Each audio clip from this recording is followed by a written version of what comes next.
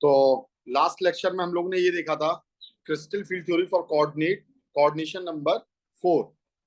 और coordination number 4 में मैंने आपको बताया था स्क्वायर प्लेनर कॉम्प्लेक्स बनते हैं जिसका हाइब्रिडाइजेशन DsP2 होता है और टेट्राहेड्रल बनते हैं जिसका हाइब्रिडाइजेशन sp3 होता है। स्क्वायर प्लेनर ज्योमेट्री हम ये मानते हैं कि ऑक्टाहेड्रल से ड्राइव हुई है जिसमें नेगेटिव चार्ज को हमने z एक्सिस से अलग कर दिया है, जिसके बारे में बात हो रही है स्क्वायर प्लेनर के बारे में। ठीक है, तो यहाँ पर मैंने आपको एक ऑर्डर बताया था कि सबसे पहला ऑर्डर यानी सबसे ज्यादा रिपल्शन जो होगा यानी सबसे ज्यादा हाई एनर्जी जो होगी वो होगी dx2 y2 की, लीगेंड सामने से आ रहा है। दूसरे नंबर पर रहेगी आपकी dxy की, और फिर तीसरे नंबर पर जो रहेगी वो किसकी रहेगी dz2 की, और d बाई z और dzx की एनर्जी सबसे कम रहेगी। ठीक है भाई, ये सारी चीजें मैंने यहाँ पर आपको ये बता दी थी। अब हम देखते हैं crystal field theory for tetrahedral complex. अगर टेट्राहेड्रल कॉम्प्लेक्स बन रहा है, बात वही चल रही है, कोऑर्डिनेशन नंबर 4 है।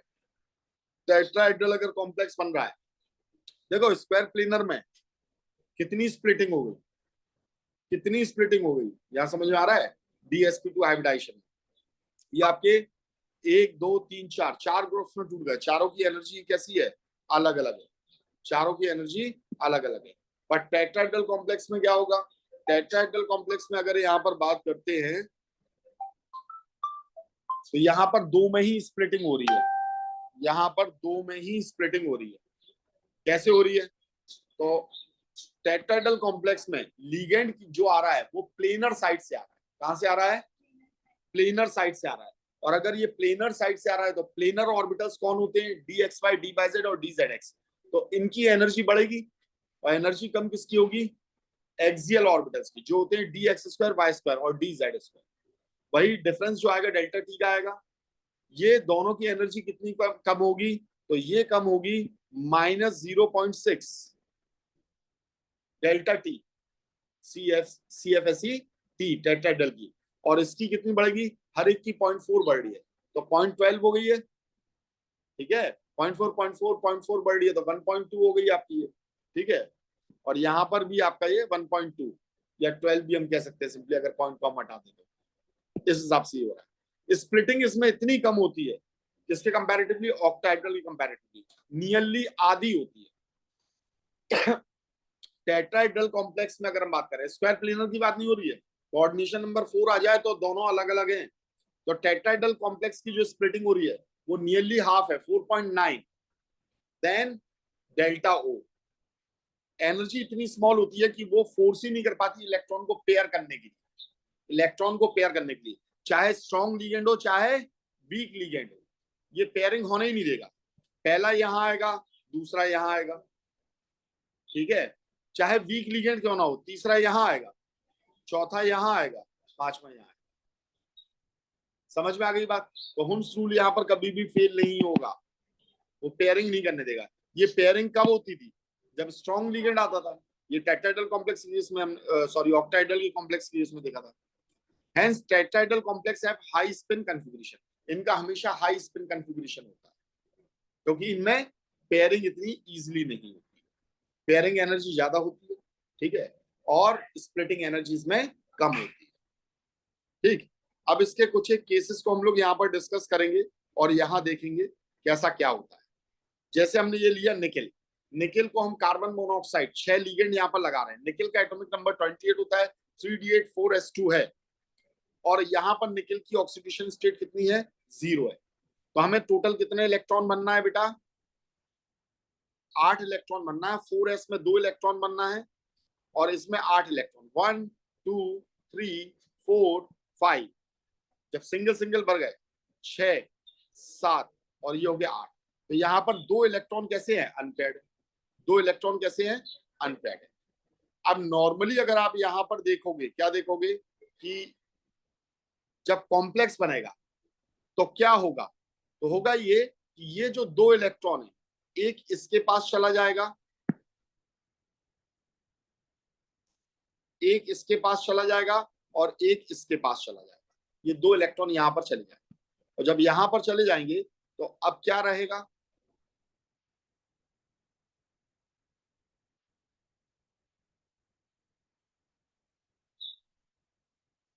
तो अब क्या रहेगा, 1 एंड कर दिया।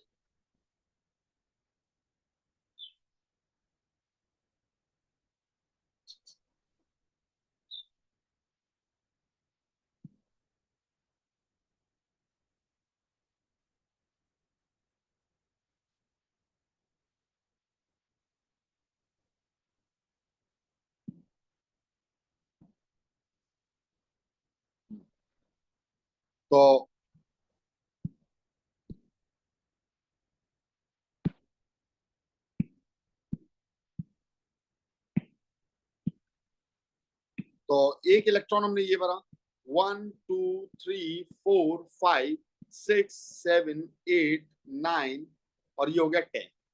ये 2 इलेक्ट्रॉन भर दी, यानी 4s के इलेक्ट्रॉन भी, जो 4s में 2 इलेक्ट्रॉन थे और 3d में 8 इलेक्ट्रॉन थे, इसके इलेक्ट्रॉन भी इधर आ गए। अब हाइब्रिडाइजेशन करोगे तो हाइब्रिडाइजेशन किसके बीच में निकलेगा? इसके बीच में, और ये क्या होगा हाइब्रिडाइजेशन? sp3 होगा। क्लियर है? और ये कंपाउंड कैसा हुआ? ये हुआ डायामैग्नेटिक। अभी कुछ और बातें भी करेंगे हम यहाँ पर, ठीक है। और शेप कैसा हुआ? टेट्राहेड्रल, ठीक है। नेक्स्ट यहाँ पर केस देखते हैं, CrNH3 का होल 6 और ये रहा +4। हम ये जानते हैं क्रोमियम का एटॉमिक नंबर क्या होता है? 24 होता है, और ये +3 है, ठीक है। 24 होता है तो ये क्या हो जाएगा? 4s2 और 3d4 हो जाएगा कि नहीं हो जाएगा लास्ट में? अरे भैया, इलेक्ट्रॉनिक कन्फिग्रेशन यहाँ भरोगे विशाखा, देखना यहाँ 1s2 2s2 2p6 3s2 3p6 4s2 और 3d कितने बचे हैं? 4 बचे हैं, तो ये 4 यहाँ लिखते हैं। तो हम बस लास्ट वालों को यहाँ पर उठाते हैं, क्योंकि पहले वाले तो सब भर गए ना।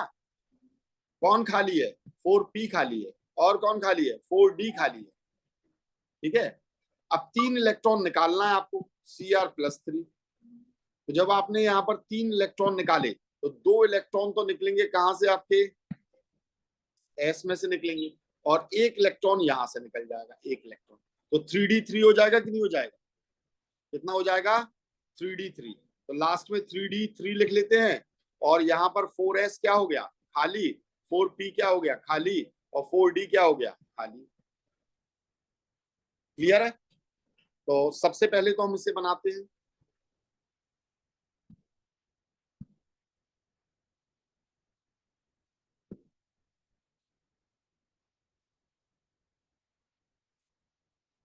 तो सबसे पहले तो हमने इसे बनाया भाई, ठीक है।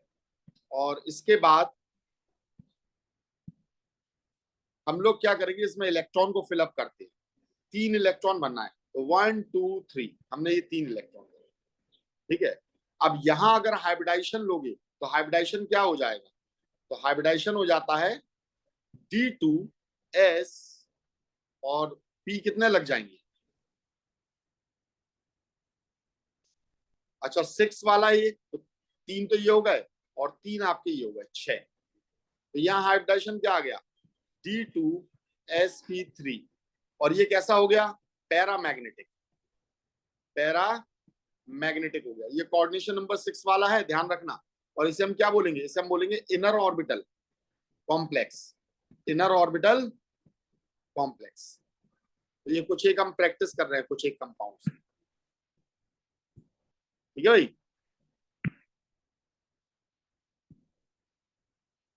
चलिए, अब नेक्स्ट आप बनाकर देखिए जरा, मैं एक देता हूं, आप लोग खुद बनाइए। CrH2O का होल 6 और ये रहा +3। क्या हो जाएगा हाइब्रिडाइजेशन? बताइए मुझे इसमें। क्रोमियम का एटॉमिक नंबर वही जो अभी अभी मैंने आपको बताया था, 24 होता है, और यहाँ चार्ज कितना है? +3 है। तो आप इसे डायरेक्ट क्या लिख सकते हो? D3 लिख सकते हो कि नहीं? जब आपने डायरेक्ट इसे D3 लिखा,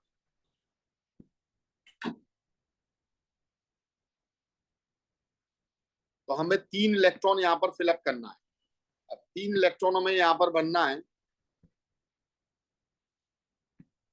तो 1 2 3 बिल्कुल वैसे। टोटल यहाँ पर हमें कितने लेना है? 6 लेना है कोऑर्डिनेशन नंबर, तो हाइब्रिडाइजेशन क्या हो जाएगा, D2sp3, D2sp3 कैसा है, पैरामैग्नेटिक, कैसा है, पैरामैग्नेटिक, और कैसा है, आउटर ऑर्बिटल की इनर ऑर्बिटल,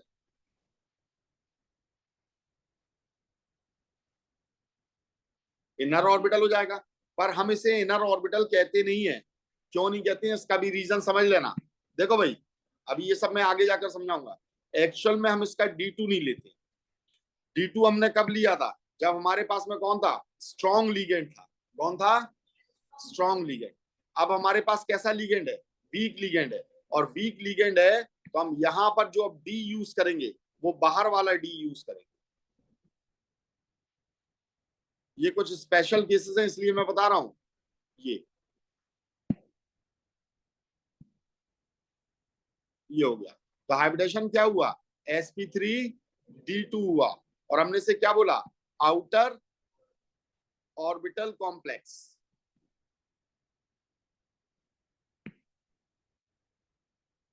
समझ में आ रही है बात, नहीं आ रही है, ठीक। अब नेक्स्ट देखते हैं हम, कॉपर CuNH3 का होल 4+2। चलिए जरा इसे बनाकर दिखाइए आप लोग खुद अपने हिसाब से।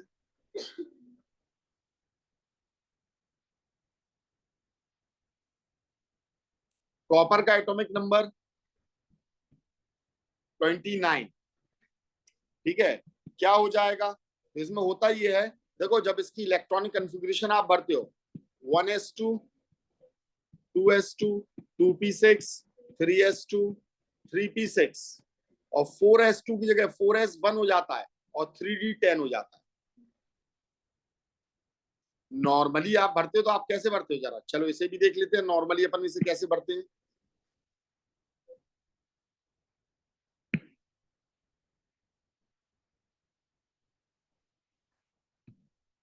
हाँ, देखो नॉर्मली जब हम इसे भरते हैं तो 4s2 और 3d9 करते हैं हम इसे।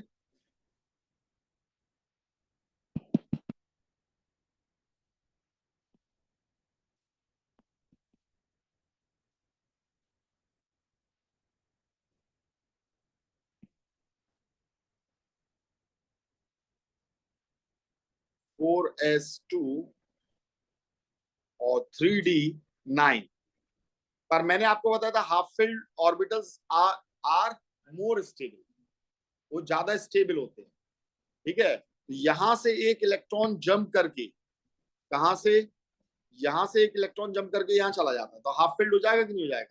तो इसकी इलेक्ट्रॉनिक कन्फिग्रेशन क्या बन जाएगी, 4s1 एंड 3d10, ये सही कन्फिग्रेशन होगी, ये गलत होगी, ठीक है।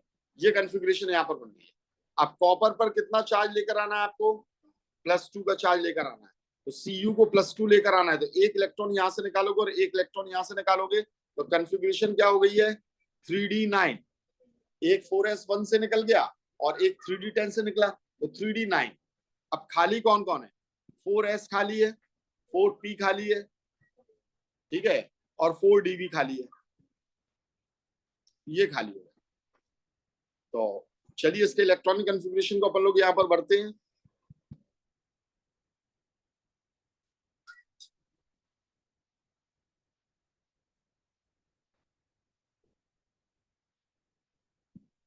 तो हमने यहाँ पर क्या किया कि 3D में हमें कितने इलेक्ट्रॉन बनना है, 9, 1 2 3 4 5, 5 तो ये भर गए, फिर 6 7 8 एंड 9, ये इलेक्ट्रॉन भर गए। समझ में आई ये बात, नहीं आई है, ठीक है। अब यहां पर जो हाइब्रिडाइजेशन होगा वो हाइब्रिडाइजेशन क्या होना चाहिए, बोलो भाई।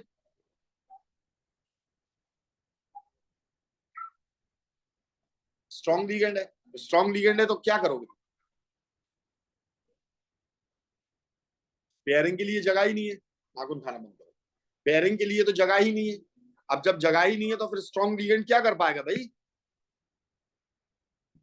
बताओ कोई आइडिया दो, क्या कर सकता है।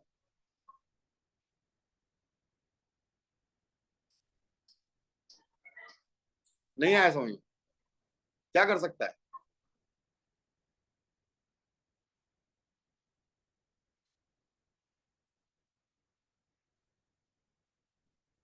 कोई आइडिया? नहीं है।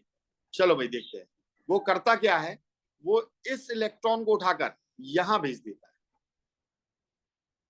इस इलेक्ट्रॉन को उठाकर यहां भेज देगा। स्ट्रॉन्ग लिगेंड है भाई, कोई ना कोई तो हरकत करेगा वो। ठीक है, तो वो क्या हरकत करेगा? वो करता ये है कि यहां पर 1 2 3 4 5 6 7 8 और एक इलेक्ट्रॉन को इसने कहां भेज दिया है? यहां भेज दिया है। ठीक है, अब यहाँ हाइब्रिडाइजेशन कितना हो जाएगा? एक एस उठाएगा और दो पी उठाएगा और एक ये डी को भी उठा लेगा। तो यहाँ पर हाइब्रिडाइजेशन क्या हो गया? DsP2 हाइब्रिडाइजेशन है बेटा। हाँ,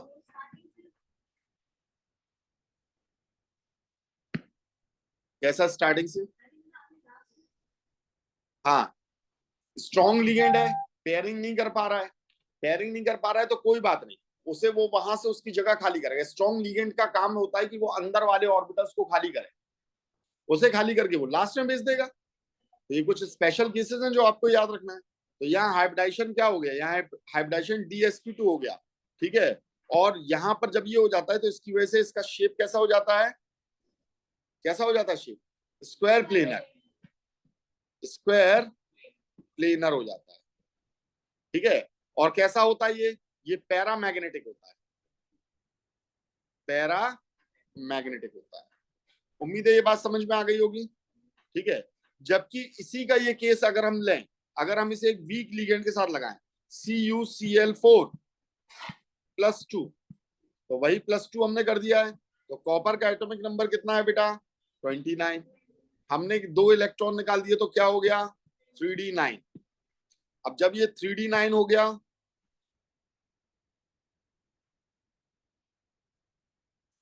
जब आपका ये 3d9 हो गया, अब इलेक्ट्रॉन अपन इसके अंदर भरते हैं, इलेक्ट्रॉन को अपन इसके अंदर भरते हैं। तो 1 2 3 4 5 6 7 8 एंड 9।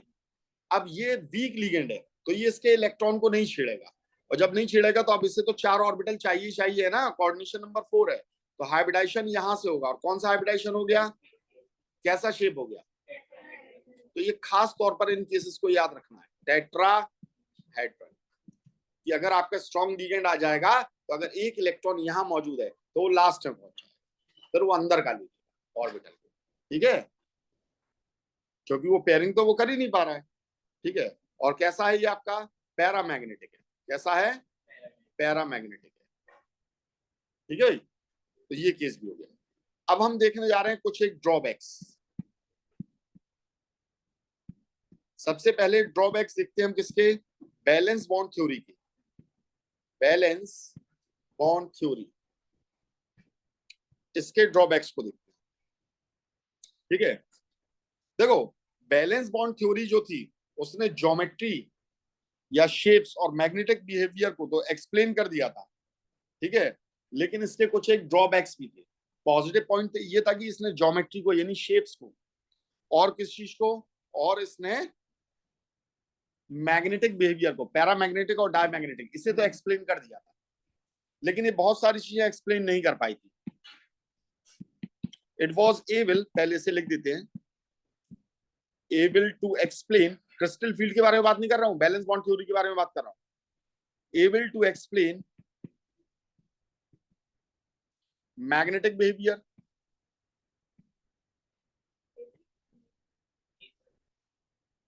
मैं बार बार बोल रहा हूं, होश में सुनो बेटा। मैं बैलेंस बॉन्ड थ्योरी के बारे में बात कर रहा हूं कि इसने क्या क्या एक्सप्लेन कर दिया। मैग्नेटिक बिहेवियर को कर दिया, एंड शेप या ज्योमेट्री भी हम कह सकते हैं, इसे भी एक्सप्लेन कर दिया इसने कि कैसी ज्योमेट्री होती है, कैसा शेप होता है कोऑर्डिनेट कंपाउंड का। But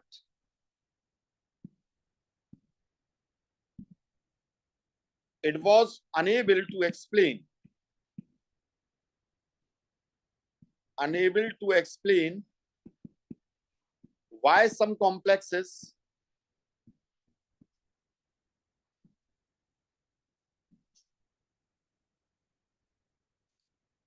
in a particular state, in a particular oxidation number, particular oxidation state are low spin. Low spin क्यों है? while some other complex of same metal, low spin, या फिर हम क्या कह सकते हैं, इनर ऑर्बिटल कॉम्प्लेक्स। कॉम्प्लेक्स क्यों होते हैं? ठीक है, while some other complex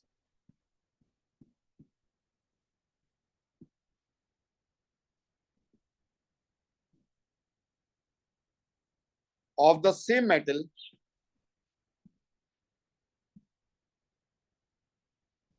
in same oxidation state, in same oxidation state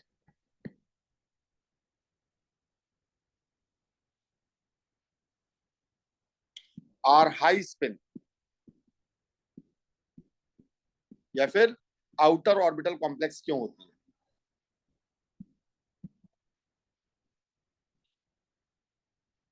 outer orbital complex क्यों होती है? ठीक है, जैसे कि अभी अभी मैंने आपको बताया, देखो ये केस CO, अच्छा यहां नहीं बताया, चलो यही देख लो, यहां पर Cu के साथ में देखो ये +2 स्टेट में है, तो ये आपका DsP2 दे रहा है, जबकि आपका यहां पर यही Cu +2 स्टेट में है और Cl के साथ में ये sp3 दे रहा है, टेट्राहेड्रल कॉम्प्लेक्स दे रहा है। ठीक है, या फिर इसका एक और एग्जांपल लिख सकते हो, CONH3 का होल 6 +3, ये आपका कैसा होता है? लो स्पिन होता है। लो स्पिन यानी कि इनर ऑर्बिटल कॉम्प्लेक्स होता है, और इसका हाइब्रिडाइजेशन जो रहता है वो क्या होता है? D2sp3 हाइब्रिडाइजेशन होता है, जबकि CO F6 और ये हो गया -3, तो देखो दोनों में कोबाल्ट की +3 है ऑक्सीडेशन स्टेट, ये आपका जो रहता है ये आउटर ऑर्बिटल कॉम्प्लेक्स हो जाता है, आउटर ऑर्बिटल कॉम्प्लेक्स हो जाता है, या हम इसे कह सकते हैं ये हाई स्पिन कॉम्प्लेक्स हो जाता है।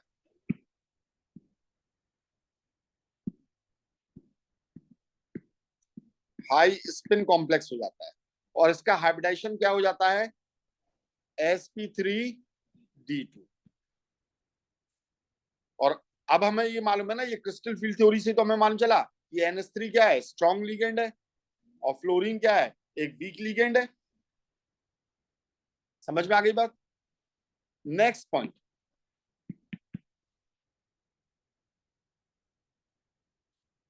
Magnetic behaviour. जो मैग्नेटिक बिहेवियर था, जो बैलेंस बॉन्ड थ्योरी ने प्रिडिक्ट किया था, ये पैरामैग्नेटिक है और ये डायमैग्नेटिक है, कुछ एक जगह पर मिसलीडिंग होता है, समटाइम्स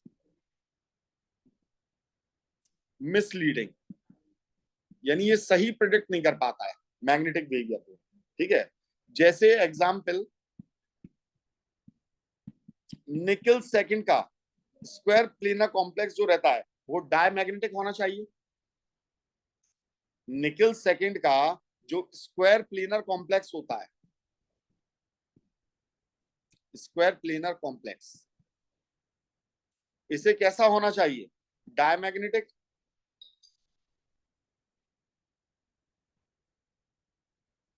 ठीक है,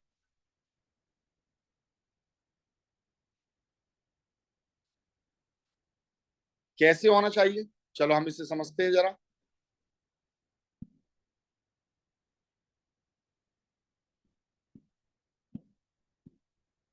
हमने ये दिया निकल +2, निकल +2 में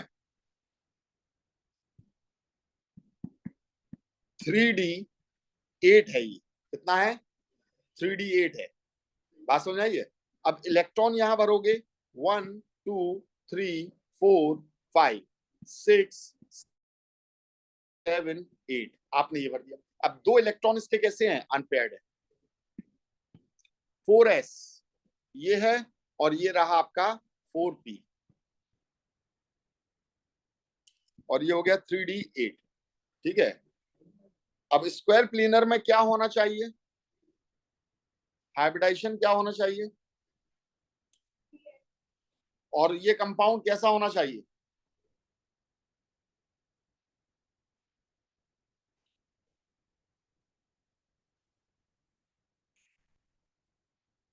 अरे भाई, स्क्वायर प्लेनर अगर कॉम्प्लेक्स है तो स्क्वायर प्लेनर का मतलब क्या होता है? इसका मतलब ये होता है कि इसमें हाइब्रिडाइजेशन क्या होता है स्क्वायर प्लेनर में, ठीक है। और DsP2 होता है, तो अंदर का डी क्या होना चाहिए, खाली होना चाहिए। अंदर का डी क्या होना चाहिए, DsP2। स्क्वायर प्लेनर के लिए DsP2 होना चाहिए, और ये अंदर का ये क्या होना चाहिए, खाली होना चाहिए, ठीक है। तो ये तभी पॉसिबल है जब ये दोनों के दोनों इलेक्ट्रॉन कहां पहुंच जाएं,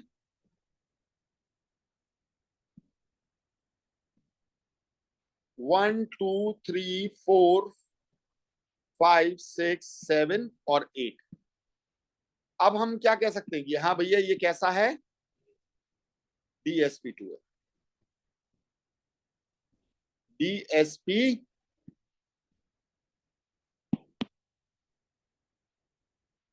sp2 है। हम कहेंगे हाँ भैया ये क्या हो गया है, स्क्वायर प्लेनर। और इसे कैसा होना चाहिए, डायमैग्नेटिक होना चाहिए।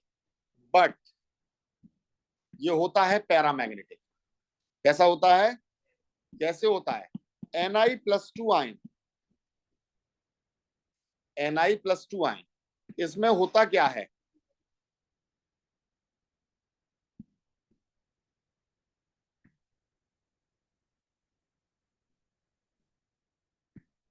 आपका ये जो इलेक्ट्रॉन है 1 2 3 4 5 6 7 और 8, और ये बना हुआ है S, और यहां बना हुआ है आपका ये P। ये करता क्या है, ये एक इलेक्ट्रॉन को उठाकर यहां भेज देता है, यहां भेज देता है। जब इसने एक इलेक्ट्रॉन को उठाकर यहां पर भेज दिया, तो अब क्या हो जाएगा देखिए,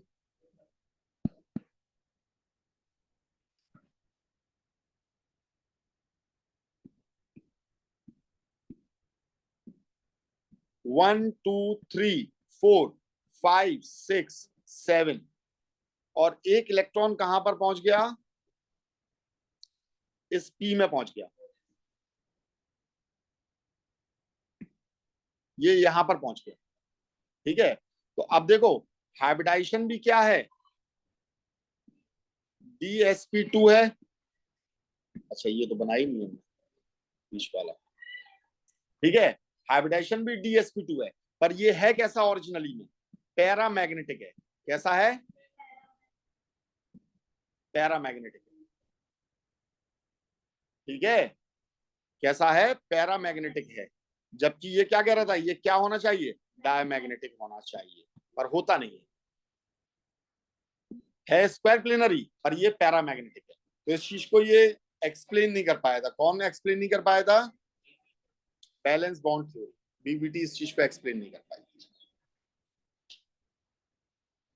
ठीक है। तो ये बात मैंने यहाँ पर बोली है, तो आप इसे अपने वर्डिंग्स में लिख लेना, वीडियो को दोबारा देख लेना, ठीक है। मैं इसे लिख नहीं रहा हूँ, लिखने में टाइम वेस्ट नहीं कर रहा।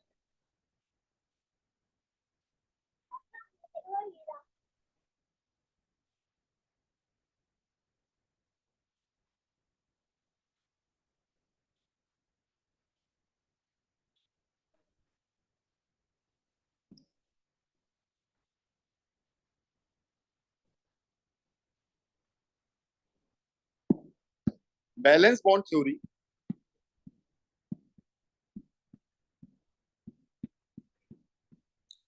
कैन नॉट एक्सप्लेन, ये इस बात को भी एक्सप्लेन नहीं कर पाई है, why excitation occurs in one square planar complex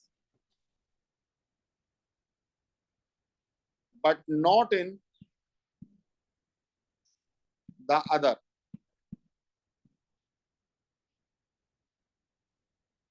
ठीक है, यानी 3D से एक इलेक्ट्रॉन निकलकर 4p में पहुंच जा रहा है।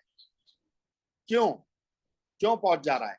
उस चीज को आपकी ये थ्योरी आपकी एक्सप्लेन नहीं कर पाई है। एग्जाम्पल, CuNH3 का होल 4+2, ठीक है, इसमें आपका 3D से एक इलेक्ट्रॉन निकल रहा है और इलेक्ट्रॉन यहां से 4p ऑर्बिटल के अंदर पहुंच जा रहा है। ऐसा क्यों हो रहा है? यही जो अपन ने ऊपर देखा भी निकल के केस में, ऐसे ही ये कॉपर के केस में हुआ।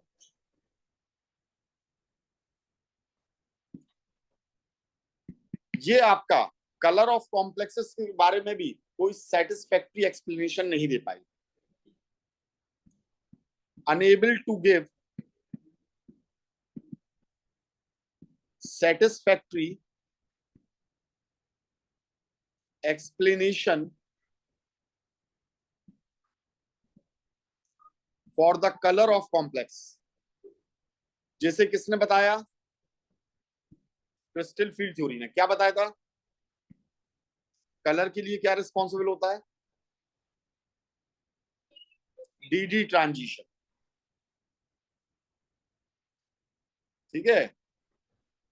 एक्चुअल में कोऑर्डिनेट कंपाउंड एड्सॉर्प्शन स्पेक्ट्रा दिखाते थे, उस एड्सॉर्प्शन स्पेक्ट्रा को ये एक्सप्लेन नहीं कर पाया।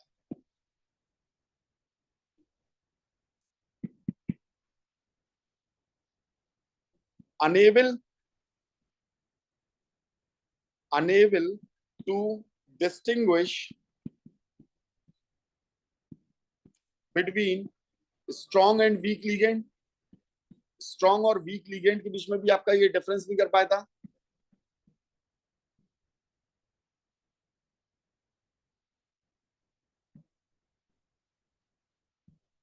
ठीक है, इसमें बहुत सारे ऐसे कंपाउंड थे जिनमें एक्सपेरिमेंटली जो ऑब्जर्व मैग्नेटिक वैल्यू थी, मैग्नेटिक मूवमेंट था, उसे आपका ये बैलेंस बॉन्ड थ्योरी से जो हमने निकाला था वो अलग थी, और एक्सपेरिमेंटल मैग्नेटिक मूवमेंट की वैल्यू अलग अलग थी।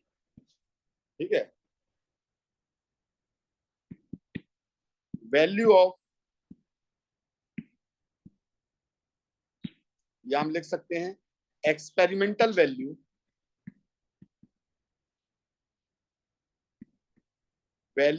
Of magnetic movement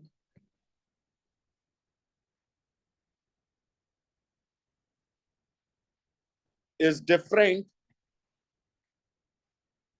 from calculated value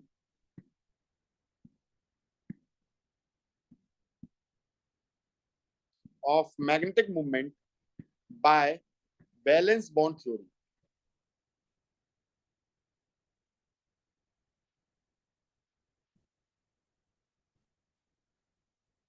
in some cases, कुछ एक केसेस में ऐसा भी हुआ। ठीक है, तो इसीलिए हमारे क्रिस्टल फील्ड थ्योरी को यहां पर आना पड़ा। क्रिस्टल फील्ड थ्योरी की भी कुछ एक लिमिटेशन है।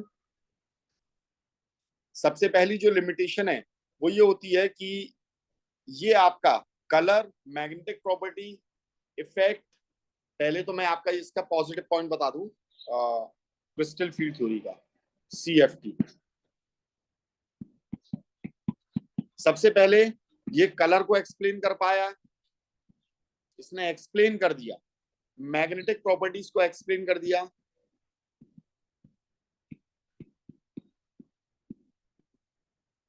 वीक एंड स्ट्रॉन्ग लीगेंड को एक्सप्लेन कर दिया। ये पॉजिटिव पॉइंट है इसके, ये लिमिटेशन नहीं है। ठीक है, और ये सब क्या है? पॉजिटिव पॉइंट है। वो सक्सेसफुली एक्सप्लेन्ड बाय CFT। पर इसकी भी कुछ एक लिमिटेशन है। वो लिमिटेशन क्या है?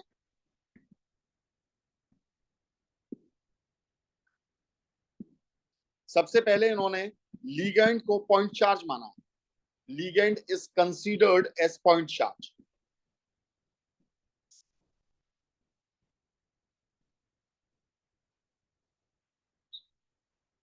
तो तो अगर ये पॉइंट चार्ज है तो ये बताओ नेगेटिवली चार्ज यानी जो एनायनिक लिगेंड होते हैं जिन पर नेगेटिव चार्ज उनका इन्फ्लुएंस ज्यादा तेज होना चाहिए न्यूट्रल के comparatively.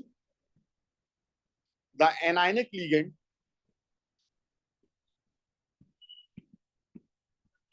should exert greater splitting effect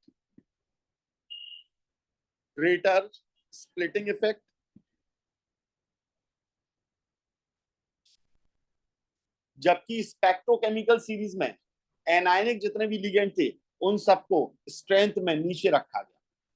NH3 जो न्यूट्रल है वो स्ट्रॉन्ग लिगेंड है. कार्बन मोनोऑक्साइड जो न्यूट्रल है वो स्ट्रॉन्ग लिगेंड है. Cl नेगेटिव F नेगेटिव ये वीक लिगेंड है. स्पेक्ट्रोकेमिकल सीरीज में ये सब नीचे होते हैं. ठीक है. But anionic ligand are placed below in spectrochemical series. Spectrochemical series तो जानते हो ना, बताया था. जब सभी लिगेंड्स को स्प्लिटिंग के बेसिस पर कितनी CFSE एनर्जी है उसके बेसिस पर एक ऑर्डर में रखा जाता है तो जो सीरीज हमें मिलती है उसी को हम बोलते हैं स्पेक्ट्रोकेमिकल सीरीज. ठीक है.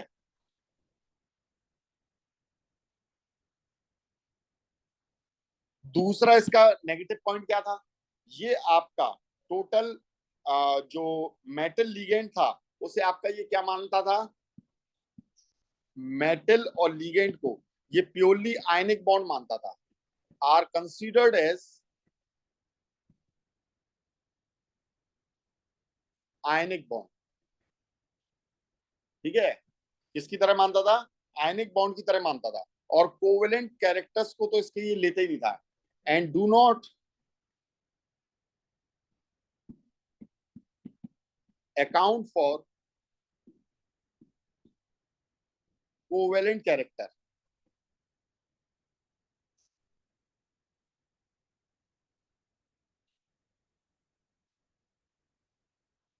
ठीक है. तो बस ये दो ही इसके नेगेटिव पॉइंट है. और भी नेगेटिव पॉइंट्स होते हैं लेकिन वो हायर क्लासेस के लिए होते हैं. उम्मीद है समझ में आ गया होगा. अब कल अपन इसके यूजेस पढ़ेंगे और उसके बाद में फिर हम इसका आइसोमेरिक. ठीक है.